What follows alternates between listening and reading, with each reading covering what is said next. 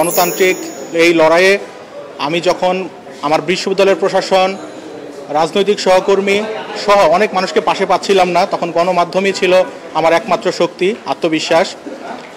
আমি Julius caesar Talukdar আসন্ন ডাকসু নির্বাচনে ভিপি পদপ্রার্থী হয়েছিলাম এবং আপনারা জানেন যে বিশ্ববিদ্যালয় তার বিশ্ববিদ্যালয় পরিচালনা আইন, ডাকসু পরিচালনা আইন এবং বিশ্ববিদ্যালয়ের প্রার্থিতা বাতিলের যে বিধান এবং আচরণ বিধি অনুযায়ী যেভাবে একজন শিক্ষার্থীর প্রার্থিতা বাতিল করতে হয়, সব কিছুকে উপেক্ষা করে আমাকে না জানিয়ে কোনো প্রকার নোটিশ না করে একটি অস্বচ্ছ সিদ্ধান্ত গ্রহণ করে, যে সিদ্ধান্তের মাধ্যমে আমার প্রার্থিতা তারা বাতিল করেছে।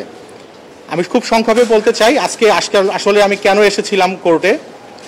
সেটা হচ্ছে যে 26 আগস্ট বিকাল 4টায় আপনাদের গণমাধ্যম কর্মীদের সামনে ডাকসু নির্বাচন কর্মকর্তাগণ একটি চূড়ান্ত প্রার্থী তালিকা প্রকাশ করেন, যে প্রার্থী তালিকায় আমাকে 26 নম্বর ব্যালট এন্ডোর্স করে চূড়ান্ত প্রার্থী তালিকায় রাখা হয়।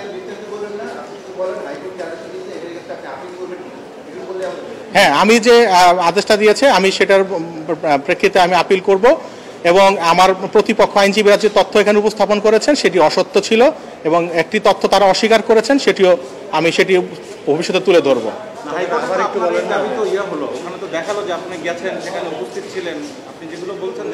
না, আমাকে আমার প্রার্থিতা বাতিল করা হয়েছে 26 আগস্ট রাত 8টায়, আর আমাকে আসলে আমার ডাকা হয়েছে 29 আগস্ট রাত 10টায়। তার মানে 3 দিন পর ডাকা হয়েছে, প্রার্থিতা বাতিল করার 3 দিন পরে ডাকা হয়েছে। তো আমরা সেটি তুলে ধরার চেষ্টা করব সামনে। আর আমি বিশ্বাস করি যে যেখানে রাষ্ট্র বিপন্ন থাকে, রাষ্ট্রের অব্যবস্থাপনা থাকে, সেখানে ন্যায় বিচার সব জায়গায় পাওয়া যায় না। আপনি কি কোনো ছাত্রলীগের পদে ছিলেন? এক আর দ্বিতীয় হলো, আপনি কোনো শিক্ষার্থীকে নির্যাতন করে বের করে দিয়েছেন, এরকম স্বীকারোক্তি আপনি দিয়েছিলেন?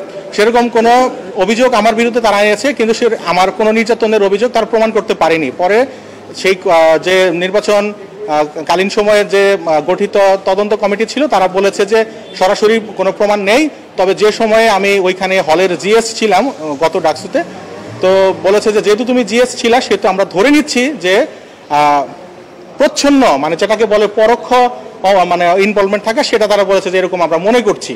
কিন্তু তারা আমাকে কোনো রকমের প্রমাণ দিতে পারে নাই, কোর্টেও তারা প্রমাণ হাজির করতে পারে নাই। আপনি কি দাবি করছেন কোর্টে যে উত্থাপিত প্রমাণগুলো এগুলো ফ্যাব্রিকেটেড? হ্যাঁ, এখানে আইনজীবী শিশির মনির সাহেব বলেছেন যে বিকাল 4টার সময় যে চূড়ান্ত তালিকা প্রকাশ করা হয়েছে প্রার্থীদের, সেখানে আমার নাম ছিল না, কিন্তু সেখানে ছিল গণমাধ্যমে সেটা এসেছে। এটা হলো 1 নম্বর ফেব্রিকেশন। আর দ্বিতীয় ফেব্রিকেশন, আমার বিরুদ্ধে আনিত যে অভিযোগ, সেই অভিযোগের কোনো সত্যতা প্রমাণিত হয়নি। প্রমাণিত হলে সেটা বিশ্ববিদ্যালয় কেন আমার ছাত্রত্ব বাতিল করছে না? বিশ্ববিদ্যালয়ের প্রচলিত আইনে তো আমার ছাত্রত্ব বাতিল হওয়ার কথা, আমার বিরুদ্ধে কোর্টে মামলা হওয়ার কথা বা থানায় মামলা হওয়ার কথা। যিনি ভুক্তভোগী তিনি আমার বিরুদ্ধে মামলা করবেন, তিনি পৃথিবীর কোথাও লিখিতভাবে আমার নামে কোনো অভিযোগ করেন নাই। সে সময় সেটা অভিযোগ হয়েছে কোর্টে, হয়েছে থানায়, হয়েছে ইউনিভার্সিটিতে হয়েছে, কোথাও আমার নাম নেই।